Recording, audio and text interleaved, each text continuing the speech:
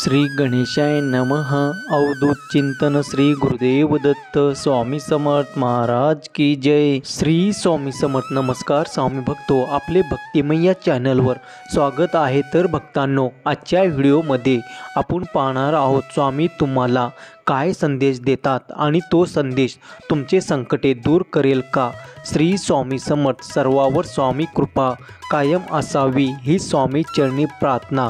चला तर मग बघूया आजचे स्वामी संदेश आणि स्वामीचे मार्गदर्शन। स्वामी म्हणत आहे, कृपया करून हा संदेश वगळू नका, यामध्ये तुमचे भाग्य बदलण्याची शक्ती आहे, म्हणून कृपया करून 5 मिनिटे हा संदेश पूर्णपणे ऐका। माझ्या मुलांनो, तुमच्या आयुष्यात तुम्हाला जे तणाव आणि दुःख पाहावे लागेल ते तुम्ही पाहिले आहे। आजपर्यंत तुम्ही ज्या परिस्थितीत अडकले आहात त्या सर्व परिस्थितीतून बाहेर येण्याची हीच खरी वेळ आहे। जर तुमचा स्वामी शक्तीवर विश्वास असेल तर आत्ताच आपल्या व्हिडिओला लाईक करा आणि होय माझं स्वामी शक्तीवर विश्वास आहे असे टाईप करा, भाग्यवंत ठराल। मला माहीत आहे की तुझे हे जीवन खूप मौल्यवान आहे। ती सगळी दुःख पुन्हा पुन्हा बघून कंटाळा आलाय का, जे तुम्हाला फक्त वेदना देतात। आज मी तुझ्याकडे आलो आहे जेणेकरून तू ज्या संकटात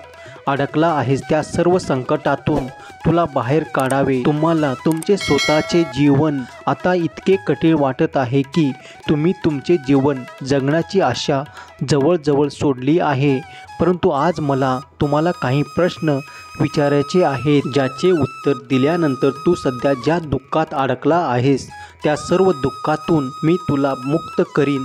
तुम्ही नेहमी लक्षात घेतले असेल की तुमच्या आयुष्यात सर्वात जास्त दुःख त्यावेळी येते जेव्हा तुम्ही सर्वात जास्त संकटात असता, आणि असे घडते कारण त्यावेळी सर्व संकटे तुमच्या आयुष्यात येतात आणि तुमची परीक्षा घेतात, आणि याला जीवन म्हणतात। जेव्हा तुम्ही त्या परीक्षेत यशस्वी व्हाल आणि त्या दुःखातून एक एक करून पराभूत कराल, तेव्हा त्यावेळी तुम्ही तुमच्या आयुष्यातील प्रत्येक गोष्टीवर विजय मिळवता।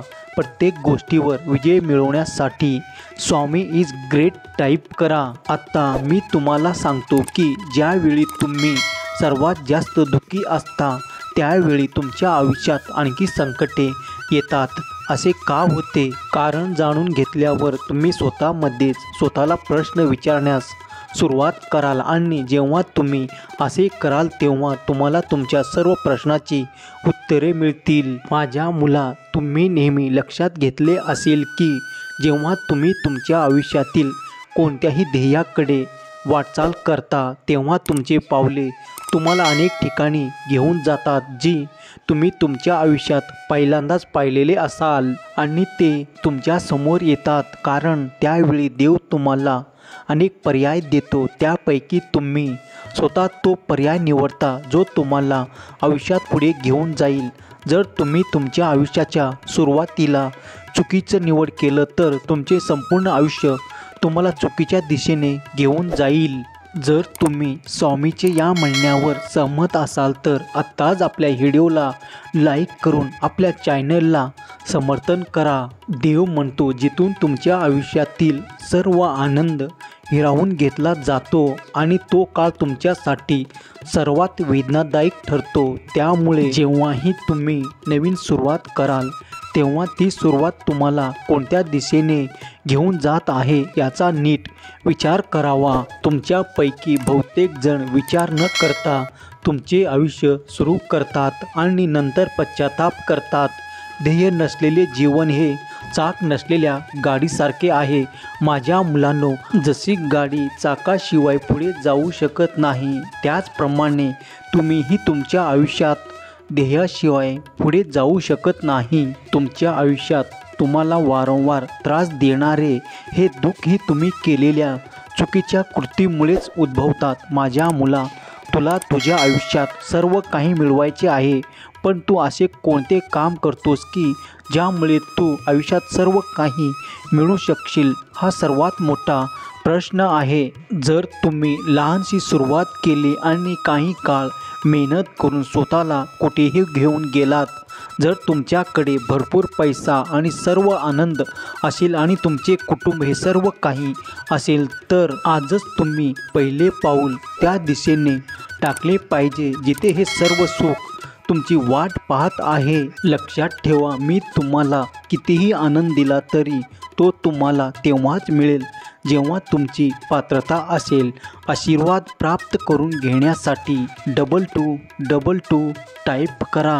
आज जर तुम्ही तुमच्या नोकरीत आनंद शोधत असाल तर ते मिळवण्यासाठी तुम्हाला स्वतःमध्ये ते गुण विकसित करावे लागतील ज्या योग्य तुम्हाला चांगली नोकरी मिळेल। आणि जर तुम्हाला तुमच्या आयुष्यात एक चांगला जीवनसाथी मिळवायचे असेल तर तुम्हाला स्वतःमध्ये चांगले गुण विकसित करावे लागतील। जेव्हा तुम्ही हे कराल तेव्हा देव तुम्हाला सर्व मार्ग दाखवेल जिथे तुम्ही सर्व काही साध्य कराल। परंतु हे तेव्हा शक्य आहे जेव्हा तुमच्यामध्ये पहिला बदल घडतो।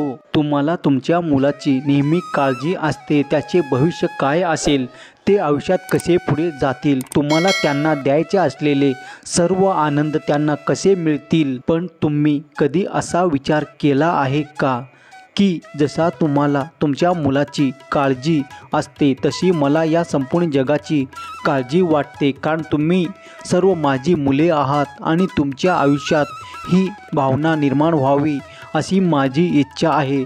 यश मिळवा प्रत्येकजण हवासा वाटतो। जर तुम्ही आजपर्यंत माझे ऐकले असेल तर मला माहीत आहे की तुमच्यामध्ये असे सर्व गुण आहेत जे तुम्हाला एका चांगला माणूस बनवण्यात मदत करतील। आणि आज मी माझ्या भक्तापैकी जो माझा संदेश स्वीकारतील त्याच्यावर मी नक्कीच आशीर्वाद देईन। मला माहीत आहे की जे लोक माझा संदेश ऐकून इथपर्यंत आले आहेत त्याच्या आयुष्यात सर्वात जास्त त्रास होत आहे। माझ्या मुला, आज तुझे स्वामी तुझ्यावर खूप खुश आहेत, कारण माझे बोलणे खूप लक्षपूर्वक ऐकून तुला स्वतःमध्ये बदल घडवून आणायचं आहे। लक्षात ठेवा, बदल हा तुमच्या आयुष्याचा पहिला भाग आहे। त्यानंतर देवाने तुम्हाला जे भाग्य द्यायचे आहे ते सर्व भाग आपोआप तुमच्या जीवनात भर घालून लागतात। म्हणून तुम्हाला आजच तुमचे पहिले पाऊल टाकण्याची गरज आहे जेणेकरून तुम्ही उर्वरित गंतव्यस्थानावर जाल स्वतःच साध्य होईल। माझ्या मुलांनो, तुम्हाला अजून 2 काम करायचे आहेत जी मी तुम्हाला सांगत आहे। दररोज सकाळी उठल्यानंतर तुम्हाला सर्वप्रथम ध्यान करणे आवश्यक आहे, कारण ध्यान माणसाला आध्यात्मिक गोष्टीशी जोडतो आणि तुमच्यात असलेल्या काही कमतरतावर मात करण्यास मदत करते। तुम्ही तुमच्या जीवनात जे बदल कराल ते ध्यानामुळे तुमच्यामध्ये येऊ लागतील। ध्यान ही माणसाची एक अशी शक्ती आहे जी त्याला आतून आत्मविश्वास आणि शक्तिशाली बनवते। आणि दुसरी गोष्ट तुम्हाला करायची आहे की तुम्ही जेव्हाही सकाळी उठता तेव्हा तुमच्या मनात फक्त एक गोष्टीचा विचार केला पाहिजे की आज तुमचा दिवस चांगला जाईल आणि तुम्हाला जे काही करायचे आहे ते तुम्ही साध्य करू शकाल। हा विश्वास तुम्हाला नेहमी स्वतःमध्ये जपला पाहिजे। मी तुम्हाला काय सांगत आहे, जेव्हा तुम्ही स्वतःवर विश्वास ठेवता की तुमच्यासाठी सर्व काही चांगले चालले आहे आणि तुमच्यासाठी सर्व काही चांगले होणार आहे, तेव्हा विश्व तुम्हाला आवश्यक असलेले सर्व काही देईल। मला फक्त तुला आनंदी पाहायचे आहे, त्यासाठी मी आज तुला त्या सर्व गोष्टी सांगत आहे ज्या जाणून घेऊन तुम्ही तुमचे आयुष्य बदलू शकता। माझ्या मुला, दुःख आणि आनंद हा तुझ्या जीवनाचा एक भाग आहे, त्यामुळे यापैकी कोणत्याही परिस्थितीत तू कधीही अधिक आनंदी आणि अधिक दुःखी होऊ नकोस। लक्षात ठेवा, जो माणूस सुखात खूप आनंदी असतो तो दुःखातही तितकाच दुःखी होतो, पण जो सुख आणि दुःखात स्वतःला समान ठेवतो तो प्रत्येक परिस्थितीशी लढतो। अभिनंदन, तुम्ही हा संदेश इथपर्यंत वाचण्यात यशस्वी झाला आहात. तुमची कर्ज आणि बिले सोडवण्यासाठी आणि तुमच्या प्रियजनांना हानीपासून वाचवण्यासाठी मी आज तुमच्याकडे देवदूत पाठवत आहे. काही असो, तुम्ही माझ्या अतुलनीय समर्थनावर विश्वास ठेवू शकता. मी तुझ्या पाठीशी असलो तर माझ्या मार्गात कोणीही उभे राहू शकत नाही. तू माझा प्रिय आहेस आणि माझी उपस्थिती तुला कधीही सोडणार नाही. 2276 मी खूप शक्तिशाली आहे असे लिहा. प्रभूची कृपा तुमच्यावर आहे आणि तुम्ही त्याला चिटकून राहिल्यामुळे तो चमत्कारिकपणे तुम्हाला तुमच्या परिस्थितीतून सोडवण्यास आणि तुम्हाला तुमच्या जीवनात उन्नत करण्यास सक्षम आहे. जर तुम्ही आजारी असाल तर मी सामर्थ्याने तुमच्यावर बरे करण्याचे घोषित करतो.